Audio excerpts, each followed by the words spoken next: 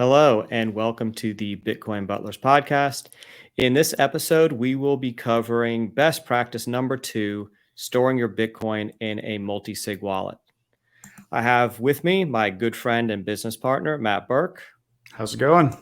Doing well. Very good. Glad to be here. So since our last episode, we procured an intro and some intro music. Hope you enjoyed that. That was our good friend Joe Alterman with maybe one of the best song names ever, called "Before You Bring Me My Cornbread, Slap Some Butter on That Biscuit." So that is a original by Joe Alterman. You can find him on Spotify, Apple Music, anywhere they have music. Joe Alterman, one of the greatest piano players alive right now. Check him out. Absolutely. All right. Well, let's get into it.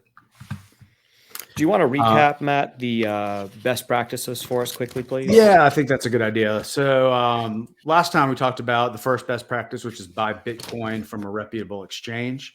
Number 2, which is tonight's episode, store Bitcoin in a multi-sig wallet. Number 3, create a strong inheritance plan around your Bitcoin. Number 4, run your own full node on the Bitcoin network. And number 5, review and maintain your plan at least annually. So I think storing your Bitcoin is probably one of the most misunderstood and most important elements of owning Bitcoin. And while just understanding how to store your Bitcoin is quite confusing for people, especially people who are new to it, the concept of multi-sig storage can be particularly confusing. However, once you understand it, and it's really not very confusing once you understand it, it's immensely beneficial for anyone that wants to own Bitcoin, and particularly anyone that wants to own it in a sovereign way. And so, Matt, I'll start out with this question for you. Where is Bitcoin stored? Bitcoin is stored on the Bitcoin network, only on the Bitcoin network. And it's stored basically through a ledger that records every transaction that's ever happened from the beginning of the network until the last block. And that's the way that we're able to know that it's the correct version of the network based on every transaction that's ever happened. So in other words, a lot of what Bitcoin is just a giant list of every transaction that's ever taken place on the network. That's right. And I mean, there are a number of ways you can think about it. Maybe a little slightly different way to think about it is I think of it as you have this network that's kind of like a pie that has a fixed amount of pieces to it. Now, the reality is that the pie is currently growing. Sometimes it's shrinking because coins are going away.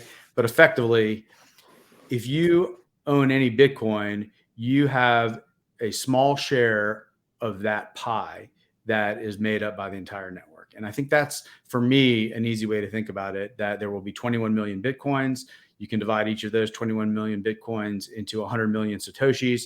And so when you get down to 8 decimal points, you're talking about a small fraction of a Bitcoin. You can own down to 100 millionth of a Bitcoin on the network, and that is your piece of it. But I think that when people hear the terms wallet and keys, they get very confused. And it can get especially confusing when the term wallet and key can sometimes be used to describe the same device. But really, That's right.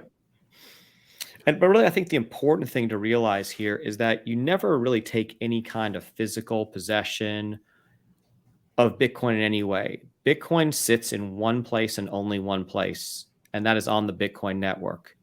That's right. Your keys that you would use to unlock Bitcoin, or any wallet you would put in, or any wallet you would put your Bitcoin in, really doesn't change where the Bitcoin sits. And so at the end of the day, what you have on the Bitcoin network is a record of every transaction that's ever happened. And that record is copied and stored on every node that's on the network. So I don't know exactly how many nodes are on the network. I know it's 10,000 plus. So if you That's can right. imagine, there are 10,000 plus copies of that spreadsheet or that list in existence, which means that that data will never disappear. It's there permanently. That's right. And the other thing to remember there is that the way that the network is designed, it's designed to make it virtually impossible for somebody to be able to go back in time and change any of those records that happened in the past. We won't get into the technical details of how Bitcoin network security works, but the reality is that we're talking about really you have a password that you own that controls your Bitcoin at a certain location on the network. And that password is something like a 10 with 48 zeros. It's a number that's so big that the ability to actually crack that password is something that can't be done with the computing power that exists today. Now, if someone were to be able to get hold of your password, what could they then do? Well, if they had your actual private keys that controlled your Bitcoin, and we'll get into the different types of storage in a little bit, but in general, if someone got your password, they could spend your Bitcoin, and there's really nothing you can do about it. If that password gets compromised, they could take that password and use it to send Bitcoin wherever they want, in a way that you could never get it back.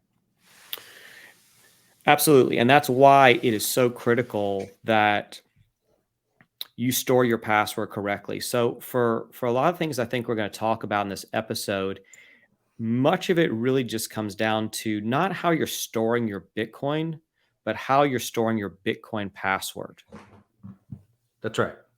There's really no such thing as how you store your Bitcoin. Like you said, you don't actually own a Bitcoin.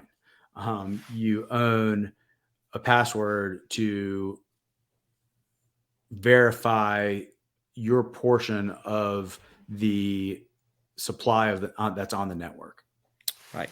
And the network keeps track of the Bitcoin that you have deposited. We'll use that term deposited because it's just when it comes into your possession. That's right. And Or it also, received. Yep. right, when you receive it, and it also keeps a record of everything you spent.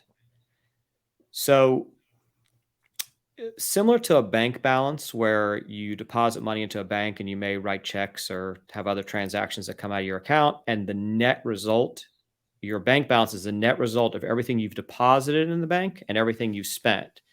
It's similar in Bitcoin in that Bitcoin keeps there's a record on the network of everything you've ever received and everything you've ever spent. And when you go to spend again on the Bitcoin network, it has a very complex process of making sure that you cannot spend anything, that you cannot double spend. That's right. That was one of the main problems that Bitcoin solved when it came to digital cash was the double spend problem and the ability to make sure that that doesn't happen. Okay.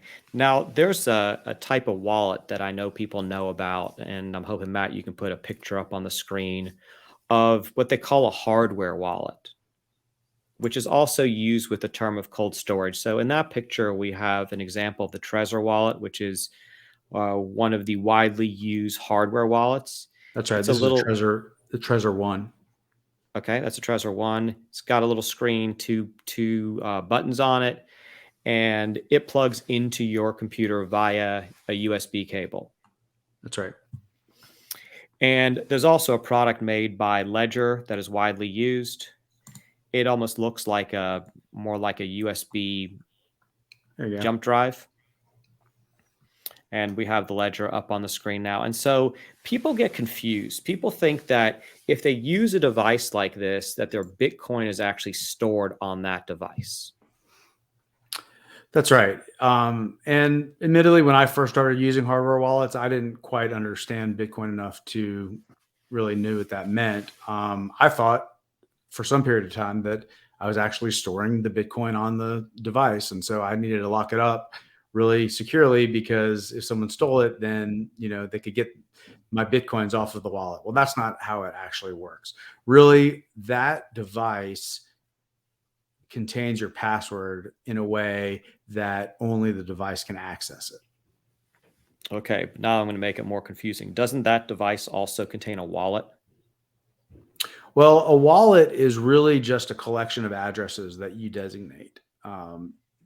The idea of a wallet is really, if you take that, and I'll refer to it as a private key or the password, they're interchangeable. But if you have a private key or a password that device generates, then by the virtue of that particular private key, there are a lot of mathematical and cryptographical processes that happen that generate addresses where Bitcoin can be sent. And those addresses are public. That's what you hear as a public key. So whenever someone says send Bitcoin to this address, they're really referring to a public key. And that public key is generated by your private key that's stored, in this case, on a hardware wallet. I think for a lot of people that's going to be fairly confusing. And I think that when I've tried to explain this to people who are not familiar with it, they're trying to use terms that they're familiar with, such as wallet and key, and it can get a little bit twisted. But I think that there are a couple of takeaways from this that anyone can understand. And let me give one quick example that I think maybe is helpful for a lot of people, which is that if you think of like your email account, you have an email address. You also have a password to your email account that you use to log in to get your email. So it's similar in the sense that the private key is the equivalent of your email password, and your public key is the equivalent of your email address. So you can give anybody your email address and they can send an email to that address and you can read the email. But if someone else sends you an email, unless you have the password to that account, you can't read it. So it's a similar concept. It's just that you're dealing with a location on a network as opposed to a piece of mail or any other data. And would you say that your public key is sort of like your ability to receive an email? Meaning if someone has your email address, anyone can send you an email, and your private key is the ability to send an email. That's right. No one can send an email from your account if they don't have your password. Exactly. And similar to Bitcoin. That's right. And so people can really take away from this that Bitcoin never gets moved technically. It just stays where it is. There's really nothing there. It's really just a list of who owns what Bitcoin. That's right. And so, except you don't know who. You don't know who. It's not kept with a name.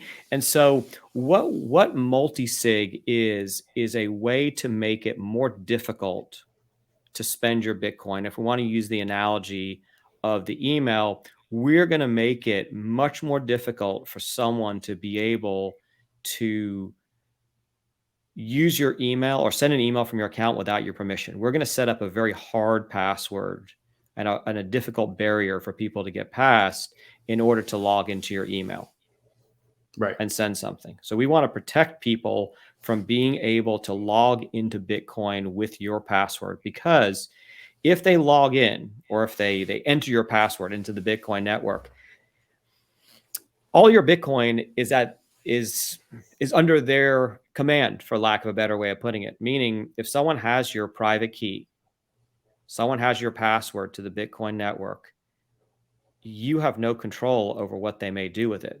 They can send all that Bitcoin anywhere they want. That's right.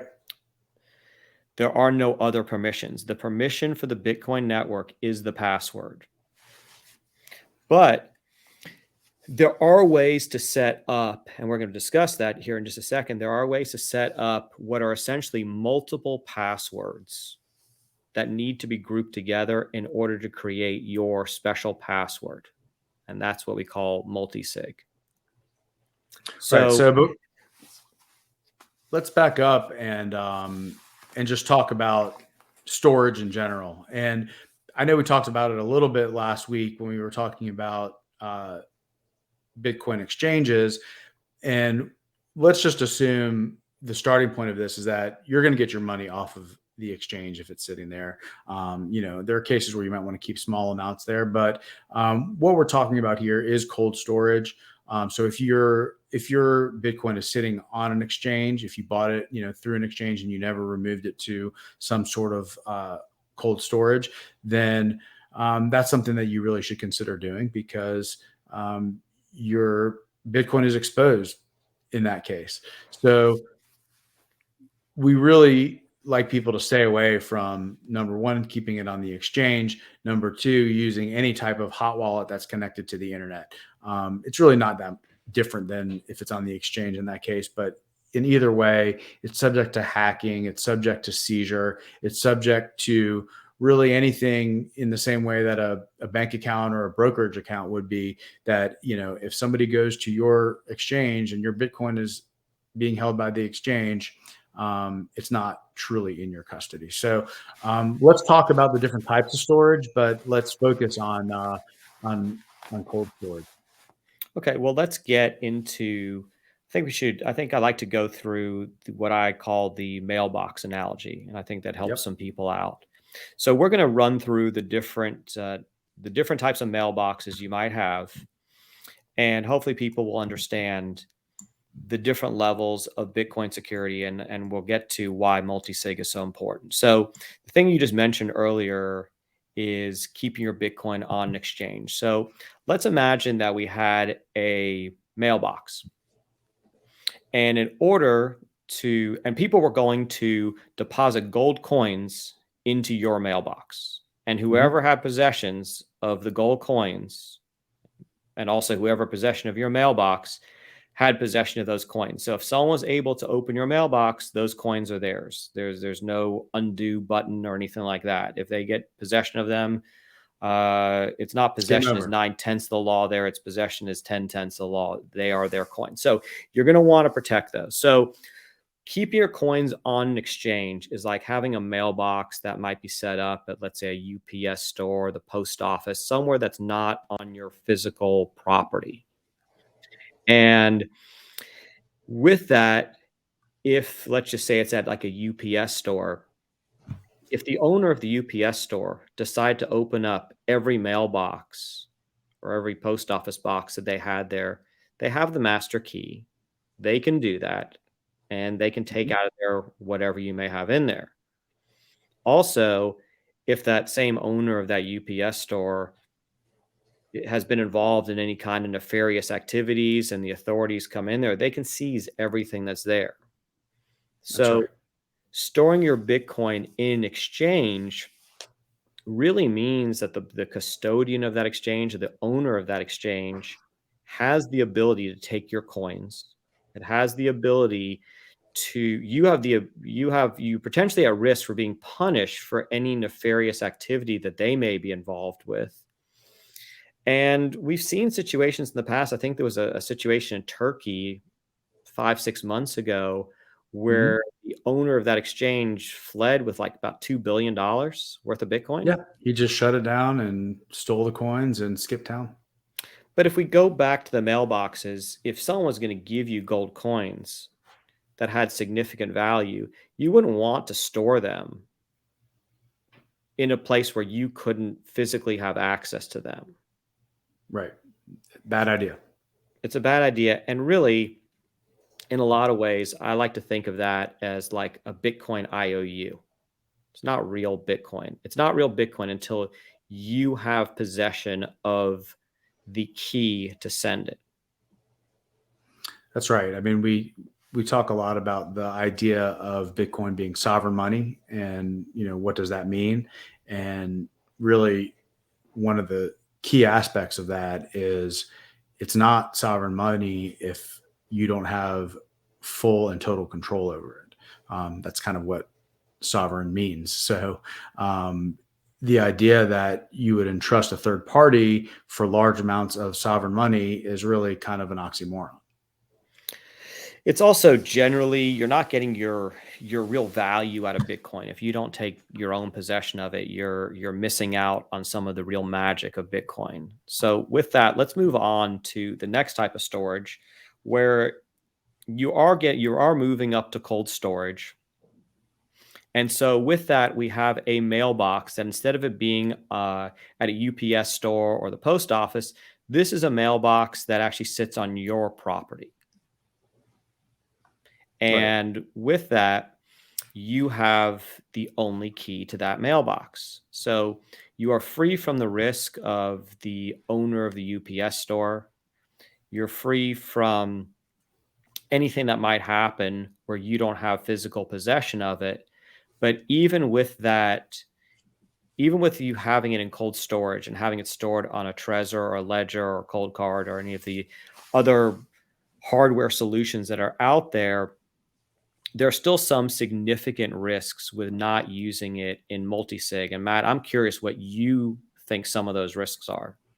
Yeah. So I think with a single key wallet, first of all, let's be fair to what a single key wallet can do, because it can do a lot of things. And there are situations where it might make sense to be able to, use that as your storage method.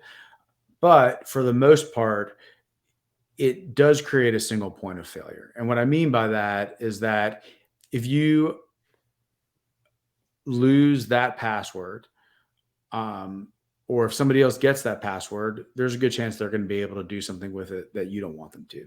And what I was going to say is that there are ways to make it more secure. And the analogy in the mailbox would be if you had an extra key to that mailbox, that you could keep somewhere safe. There's the ability to have a second key that would be identical to the first key, no different, but just in a different location in case you were to lose it. So it's kind of a backup, redundancy factor there. The other thing that you could do would be analogous to taking that key and putting in its own lockbox with a 5 or 6 digit code on it, so that in order to retrieve the key, you had to have some information. So you're able to do that as well with a single key wallet. So there are ways to up the security in it.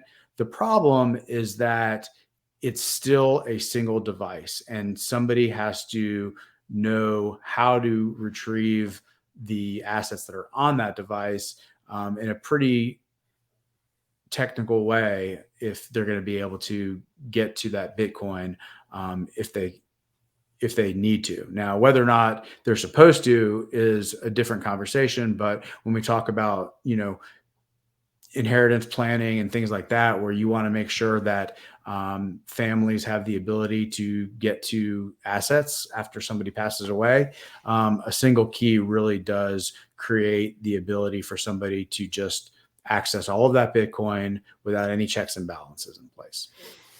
Well,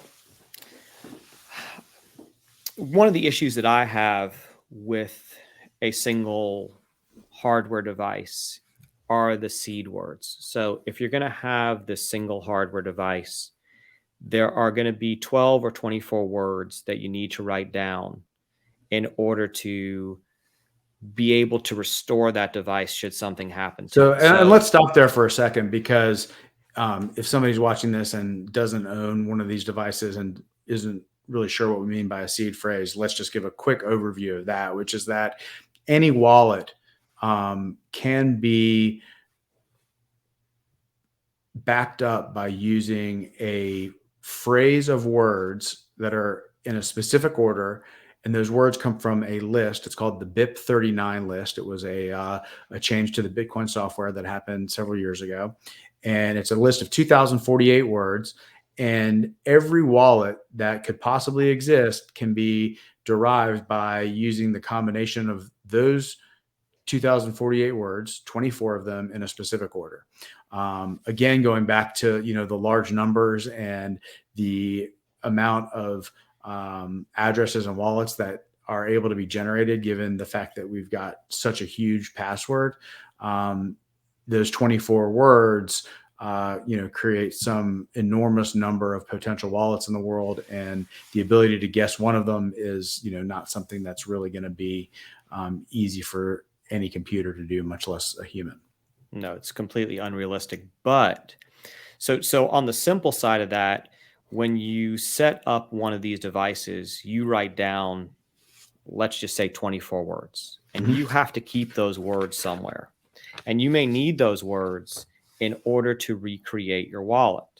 I've actually used this in my personal life. I've actually used this twice to recover coins that were there. Well, yeah, and that can be something as simple. I had the same experience that you did, which is I went to just do a health check on one of my hardware devices, and it was due for a firmware update. And when I performed the firmware update, it wiped the whole device clean. So after, I caught my breath and realized that it wasn't gone forever, I was able to get my seed words, enter them in, recreate the wallet, and it was good to go. Yes, it's a pretty amazing process. And if you think about it, one way to protect your password is just to keep these 24 words somewhere. The problem is that while those 24 words can help you recreate your wallet, and so let's just say for argument's sake, you put $1 million in Bitcoin on a Trezor device. And keep in mind, when I say put it on a Trezor device, it doesn't mean it's actually sitting there. It just means you're using that Trezor device. You're using the password that Trezor device creates to unlock $1 million worth of Bitcoin. Mm-hmm. And you have a backup for that device, and that backup is your 24 words. And you have to keep those 24 words in a secure location. Now, if you keep those 24 words in the same location where you keep your device, so let's assume you keep your device in a home safe, and if you store those 24 words in the same home safe, one of the problems that you have is that if anyone gets into your safe, and realistically, safes can be cracked and safes are cracked. It's not as difficult as people think it is. And actually a locksmith can get into just about any safe they want. But regardless. And on top of that, if it's not a very big safe, someone can just take the safe and find someone to crack it. Well, that's the other thing, is that a lot of safes aren't bolted down. So if someone wants to come into your home, they can just pick it up and they'll take it out and they'll get into it somewhere else. Now, there are some things you can do on the actual devices. So for the Trezor, you can enter a PIN number in that is between 6 and 9 digits. So if someone were to get hold of your actual Trezor device and they don't have your PIN, they can't do anything with it. However, if someone gets hold of your 24 words, they can create your wallet. And when they recreate your wallet, that PIN number will not be on there. Which to me, just it really creates, while it's a good backup and while it's pretty brilliant solution, you run the risk of anyone getting hold of those words, recreating your wallet, and taking everything you've got. Right. Yeah.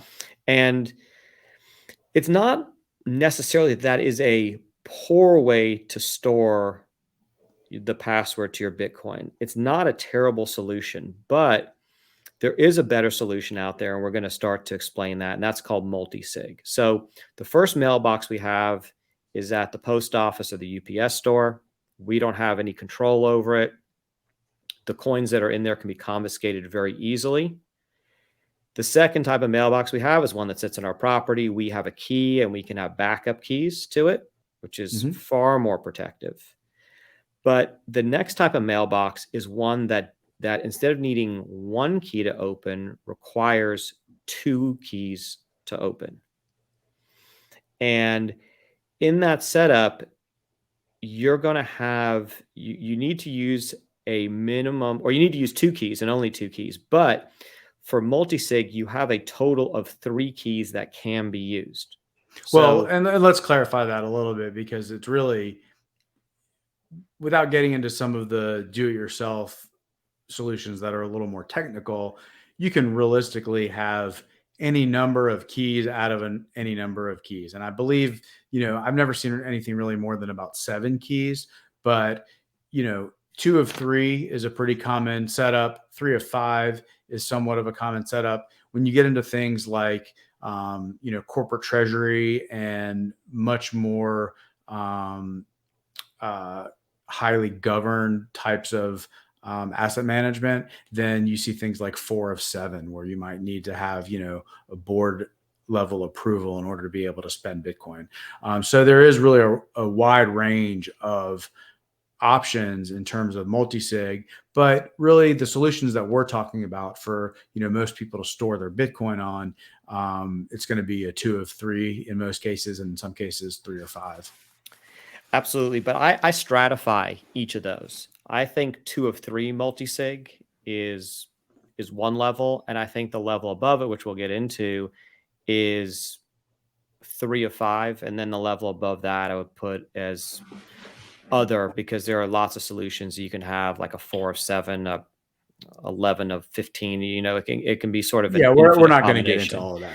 But absolutely. And I think for most people, I think the most common solution for most people is going to be the 2 of 3. So once again, going back to our mailbox, for this mailbox, we have a total of 3 different keys. And any 2 of those keys can be used to unlock the mailbox. So, well, and maybe a better way to describe it is there's not only 3 keys, there's 3 locks. It's not like any of those keys will open the lock. There's 3 locks and 3 keys, and 2 of them are required in order to unlock the mailbox. Absolutely. And what's good about that solution is that if someone gets a hold of one of your keys, there's nothing they can do. If they can't spend anything, they don't have the full password, because at least 2 of those keys are needed to unlock the password to be able to spend your Bitcoin. And what this means is that if you have a device failure, it's really no big deal. You can use your seed words still in that setup, and you can store those seed words at different locations. Maybe you want to store one at your office. Maybe you want to store one with a family member, close friend. And you don't really have to trust the person that much, although I would never store. Yeah, there's not that much they can do with it. Right. The security risk there is extremely minimal. And so you can have that backup with your seed words there, able to recreate your device and not run into that same problem you would have with your seed words being out there, where someone who had possession of your seed words had possession of your Bitcoin. Right. And we'll get into it a lot more next week when we talk about inheritance planning. But this really plays into that as well, because by having different keys and different backups of those keys, it really gives you the ability to manage the risk of loss on your Bitcoin around, extreme cases, such as you would have to have, 2 or possibly 3 people within your family that you trust collude together to, deprive somebody else of their Bitcoin after you are gone. So, while there is no such thing as a truly perfect solution, this type of setup really does create some, risk management that will cover 99% of cases that most people have to deal with when it comes to retrieving Bitcoin. So I've talked to a number of people who said, I'm interested in Bitcoin, but I'm not a technical person. I don't really understand it, and I'm scared to lose it. It's been one of the most common things people have said to me. I'm scared to lose it. It's confusing, all these keys, things like that. And I think that one of the points I'd like to really get across here is that multi-sig is easy. And multi-sig is easy. I think after this, we'll go through the 2 companies that are providing great multi-sig solutions. But multi-sig is easy. And if you implement it, you don't need to worry about losing a key or having mishaps or losing your Bitcoin. The solutions are extremely robust. As you said, nothing is perfect. Perfection is a myth. But Bitcoin that's kept in a multi-sig solution is more secure than almost anything else that you might have in your life and in your possession. Right, with the added benefit of it being completely within your control, which is really one of the great monetary attributes of Bitcoin, is the fact that it's something that you can hold in your own possession. You don't have to worry about it being held somewhere else. If you have it, it's yours, and you can do what you want with it. Well, I've had Bitcoin. I've had my personal Bitcoin on a single, it was actually a single Trezor solution before I had moved it to multi-sig. And I had a situation with a bit of user error and a bit of what I would call some interface, some early interface design. Learning curve stuff. Well, it wasn't just me, but this was when Trezor was using a web-only interface, Mm-hmm. and it just had something that was missing. And so I thought I lost my own Bitcoin. I mean, I had done, I had it backed up. I had my seed word stored correctly. My wife was able to get to it. My wife was able to recreate a wallet. We had gone through this whole training exercise, and I plugged it back in. It showed a zero balance, and Oops. I almost had a heart attack. So with that, there are two companies that do a great job of offering an easy to use multi-sig solution. Yeah, and one thing I was going to say about that before we get into who those companies are is that, we just went through kind of the general benefits of why a multi-sig setup is our recommended way to store your Bitcoin. We didn't even get into the fact that when you pair that with a company like the one we're going to talk about, or the two that we're going to talk about, it really creates an even greater level of redundancy. So let's dig into that. Okay, so the two companies we're talking about are Casa, and I believe their website is keys.casa. And the other one is Unchained Capital, and I think their website is unchainedcapital.com. They each offer a They're slightly actually similar. unchained.com now. Okay, unchained.com. And they each offer a slightly different multi-sig solution, each one with different pros and cons. I'm going to start by talking about the Casa solution, as it's one that I use personally.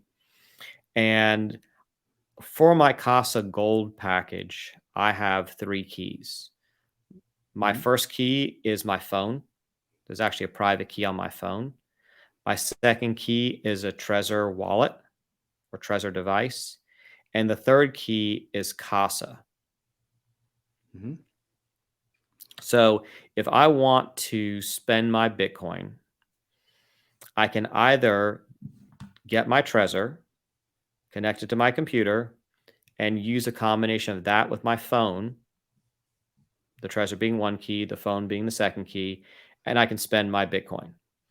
Alternatively, let's say something happens to my Trezor.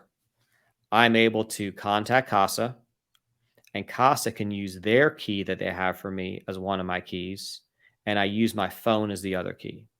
Well, the other thing that they can do, and this is whether or not you want to spend your Bitcoin at that point in time, is that if you lose that Trezor, you have the ability to go into the Casa app and tell them that the device has been compromised, and that key will be disabled so that it literally can't do anything with that wallet. And then you can set up a new wallet to use as a hardware device for that setup. And I think without getting into too many of the sort of the nuts and bolts of how it works, I think the concept here is more important. And that concept is that using a multi-sig setup from Casa, you have some flexibility even if things go wrong. If your phone is destroyed, if one of your 2 keys is destroyed, it doesn't matter because Casa will always have that third key. That's right. And one other thing that we'll also get into a couple weeks from now is that you have the ability with Casa to do something called sovereign recovery, which is that, if Casa were to ever go away, you could recreate that wallet without them and be able to move your Bitcoin somewhere else.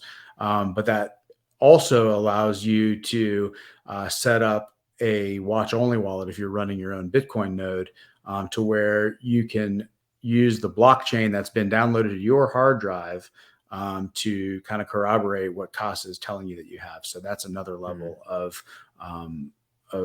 oversight that you can get by using a Casa setup.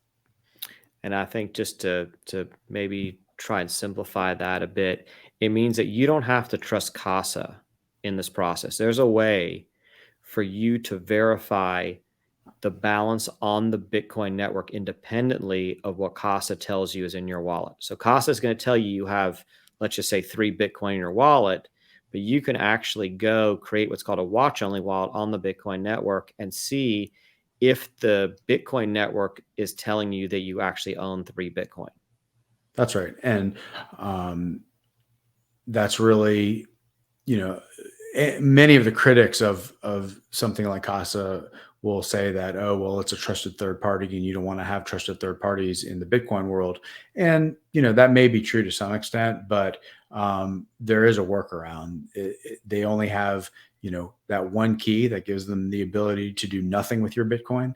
And, on top of that, they don't have to be around in order for that wallet to work. That's right. And so now let's move on to the Unchained solution. The Unchained solution is similar to Casa, except that instead of using your phone as one key and a Trezor or a Ledger or one of the other devices as a key, it uses 2 devices, no phone. And the third key is kept by Unchained. A similar situation that you have with using your phone as a key, and with this solution also, that if something were to happen to one of your keys, that you're able to contact Unchained and they're holding a key for you. And really, when I think about this and I think about the argument against it, you never want to have a third party in there. I think that can kind of go a bit far, because realistically, even if Unchained or Casa has a key, there's nothing that they can do with it. That's correct. It's one of 2 keys that are required. So I'll talk a little bit more about Unchained. I actually use that as well. I use both Casa and Unchained. And one thing I wanted to mention is that we've said this before. We're not recommending any specific solution. We really we want to find the solutions that are right for our clients and for the people that are listening here. Unchained may work for you, it may not. Casa may work for you, it may not. Everybody's situation is different, but I will say that I use both Casa and Unchained for different purposes, and I'm happy with each of them for the purpose that they're serving.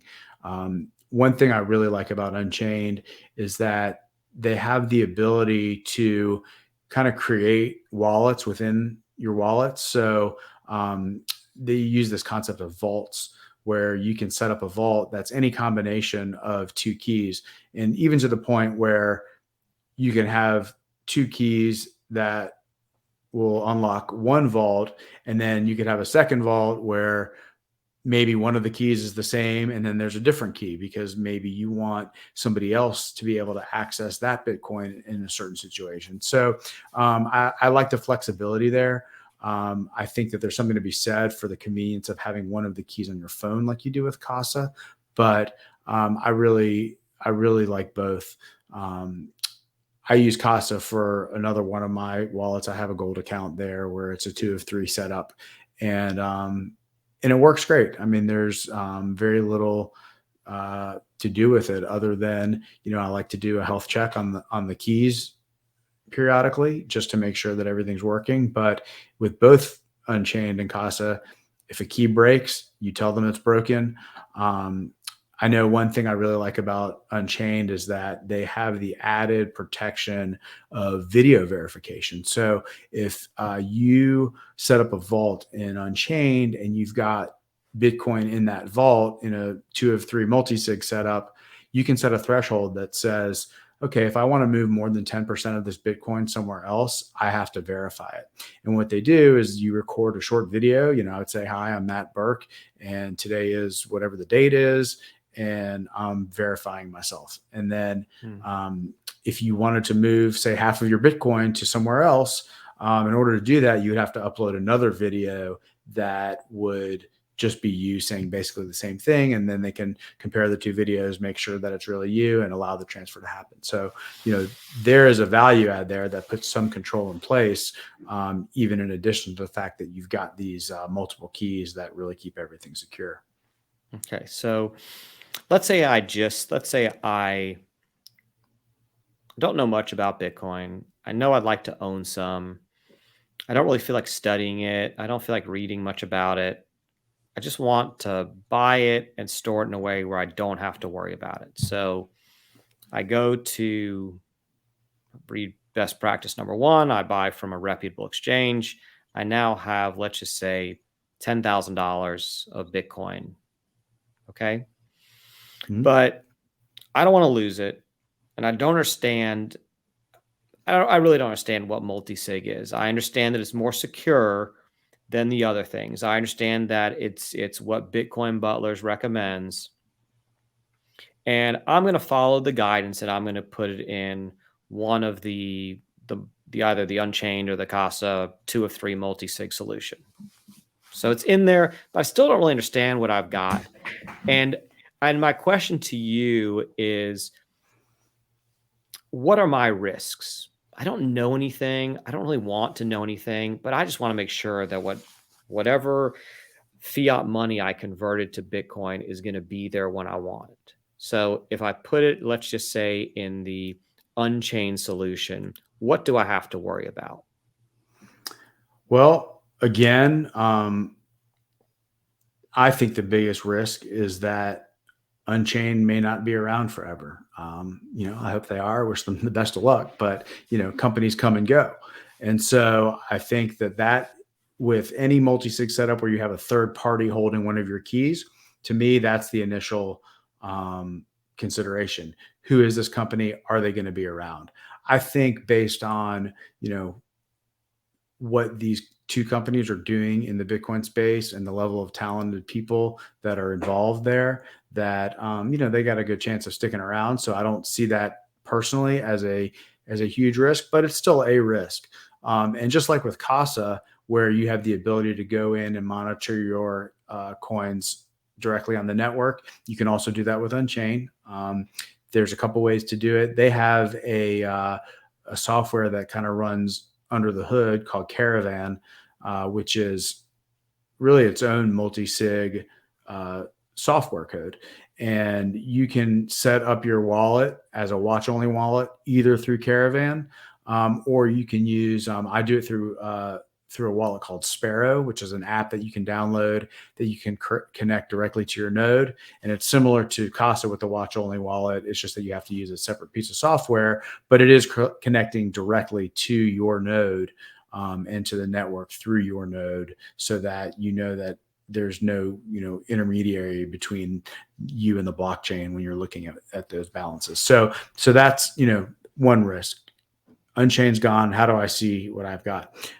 Also with Sparrow, and this is a little bit different than with Casa, if I set up the wallet in a certain way with Sparrow using those hardware keys, I actually have the ability to spend my Bitcoin straight from that app. That is a little bit different than Casa. Casa, with the watch-only wallet, that's a different process than what they would call sovereign recovery, which is, the ability to recreate a wallet. Because once you do that in Casa, you've actually, some of it's irreversible. Like once you set up that recovery, it kind of compromises your account, if you will. So it's a little more drastic. Where with Unchained, you can use your wallet and you can actually set it up to spend your Bitcoin from that wallet if you want to. So they're a little bit different in that regard. As far as other risks, I think that the biggest risk really comes with properly maintaining those hardware devices. Those are your keys. So you get into, not just what storage solution are you using, but what is your strategy for physical storage of your keys. So, it's a bad idea to leave both keys with the seed words to those keys written down in the same sock drawer that anybody can get into, because if they do that, then they can spend your Bitcoin. I think that one of the risks, so I agree with everything you just said. And one for me, one of the hurdles I had to get over was, well, what if something happens to Unchained, or what if something happens to Casa? And I think both companies have actually accounted for that. And I'm pretty comfortable with the solutions they have in place for that. And I think that's probably most people's, I think it's probably the most common question that people have, which is, hey, these are great solutions, but what do I do if you're not here? And they both have contingency plans in place that even if they're not there, you have the ability to unlock your Bitcoin without them being there. And I also agree that where you store your keys and negligence on your part can play a role there. So let's just say, for example, that you're using the Unchained setup and you've got one ledger, one Trezor as your two keys, and you've got the seed words for each store, saved on a piece of paper. And you store all four things in the same location, or you just you store both your seed words somewhere else in an unsafe location. Something I was thinking about today actually was, people think these things are kind of crazy, and why do you need such strong security? And I thought of a scenario where somebody they set up a wallet, they're not really thinking much about it, and they put the seed words in a drawer in their house. And I'd love to know how many people are storing their seed words in a drawer in their house. I think it's probably more than you would think. Yeah. And maybe someone comes over their house, maybe it's someone that's not used to being there, and they say, do you have a pen? And you say, sure, I've got a pen. It's in the, middle drawer in the kitchen over there. And they open up the drawer and they see your seed words. And all they would have to do is take a picture of that. And when they go home, they can unlock whatever you got there. Now that's obviously more where we don't have a multi-sig setup. And one of the reasons we like multi-sig is it prevents against that. But it comes back to the same idea, which is that you can be negligent with where you store these things. And if you don't store them correctly, you will have an issue. Fortunately, you have to be really negligent and really foolish with how you store it. You almost have to invite trouble to get it. But I do think that one of the other things, which is sort of along the same lines that needs to be addressed, is that you do need to maintain these keys on a regular basis. Yeah. Well, in fact, Unchained requires you to do a health check on your hardware devices at least every 90 days. So if you want to use that wallet to send Bitcoin anywhere and you haven't verified your device in the past 90 days, it's going to make you do that before you can actually unlock that Bitcoin. And that's a really good discipline to put in place. And, going through a health check just basically involves plugging that device in, and then you connect through a link to Unchained, and it checks that the private key that's on that device is the same as what they're seeing on their end, and they mark it as healthy, and you're good to go. But whether or not it's required, it's still recommended that you make sure that those things work, because the longer you go with a key that's compromised, the greater the chance that someone's going to do something bad with it.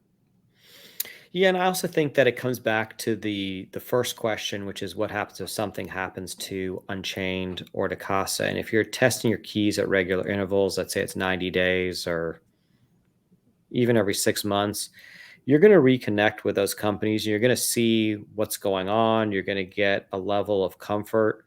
Hopefully, you'll see that the interface and the ease of use keeps getting better and better over time, which is something we both noticed. But unfortunately, you really can't just put your Bitcoin somewhere for, let's say, 10 years and leave it. It's not like leaving gold bars in a safe. You put your gold bars in there, and as long as they're there, they're there. You do need to keep up with the devices. And I think every 90 days is every 3 months. I think that's good. I don't think you need to do it much more than that. I would say that's probably about as often as you would need to do it. I would think personally, I think if it's done at least once or twice a year, you're probably doing fine. But nothing wrong with 3 months. Yeah, I think it's sort of like, change your oil. There used to be a thing, change your oil every 3 months or 3,000 miles. And then people realized that it really wasn't needed that often, but it's a good practice. And one of the things I like about that practice also is once you start doing that health check and you do it a number of times, you get a lot more comfortable with the actual storage solution. For sure. And that's one thing that, I tell people all the time is that with any of this stuff, the best way to understand it is to just interact with it. So, I would even tell people, even if you're going to use a multi-sig setup, understand what it means to store Bitcoin on a Trezor or a ledger. And you can do that using Test Bitcoin. That's something really easy to do, where you can just get some test Bitcoin off the network and move it around to understand it. It doesn't cost anything to do that. And there are other, little things you can do to kind of just familiarize yourself with it. But, the first time I ever set Bitcoin anywhere, I was terrified. And, until that transaction went through and I saw the money hit the other side, I was not comfortable. And now I am very comfortable, because I understand better after using it how these devices work, how the addresses work. And that's another thing. I mean, there's a whole different discipline around address management and where you're sending things. You can have a wallet that generates almost an infinite number of addresses. So, you don't want to always use the same address to send whatever Bitcoin you're sending to your wallet. There are other things like that are considerations, and if anybody wants to get into any of that, then of course we're available to delve into that deeper. I don't know that it's really part of this discussion, but the bottom line is just use it, touch it, understand how it works, see how it works. That's really the best way to get comfortable with, what's otherwise kind of, it is intimidating because it's new and it's not a system that you've interacted with. I mean, think about the first time you used email, the first time you browsed on the internet. It was a foreign concept, but once you started doing it, it clicked. Absolutely. And one of the things I think people really just need to understand about this, kind of at a simple level, is that there are solutions that are out there that are very, very easy to use that will protect a novice user from making a mistake and from losing their Bitcoin. It's actually quite difficult if you use one of the multi-sig solutions from Casa and Unchained to lose your Bitcoin. You almost would have to almost have to try to lose it, I think, in some ways, like actively try to do something foolish to Well, lose it. yeah, or a better way to put it is you would have to just be unbelievably careless. Someone will do it. There will be someone Oh, it's that will been done. store. It's not a matter of will. It's happened. There are plenty of people that have lost their coins. So, anything else before we wrap this up that you want to get into? No, I would just want to convey to people that buying Bitcoin the right way and storing it in this multi-sig wallet, which we know sounds like it's kind of from outer space for a lot of people, isn't intimidating. It's a great solution. It's an amazingly protective solution. And fortunately, and by the way, there are other ways. Multi-sig is built into the Bitcoin protocol, and there are other wallets that provide multi-sig solutions. Most of them are more difficult to use, if not all of them more difficult to use than both Unchained and Casa. And I think Casa and Unchained have done a fantastic job with what we have today of what they set up with multi-sig. I think they're both uh, pretty brilliant solutions. Mm-hmm.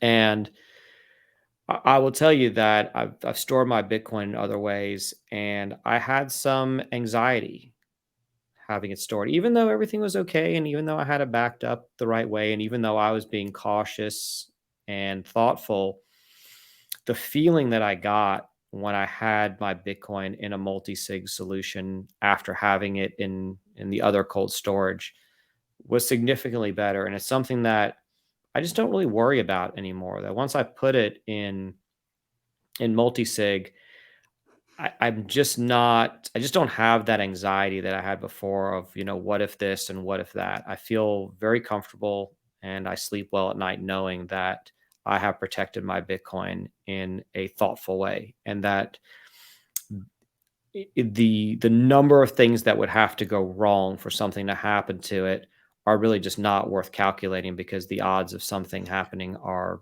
really Yeah. infinitesimal. We're talking fringe cases, things that are, remote.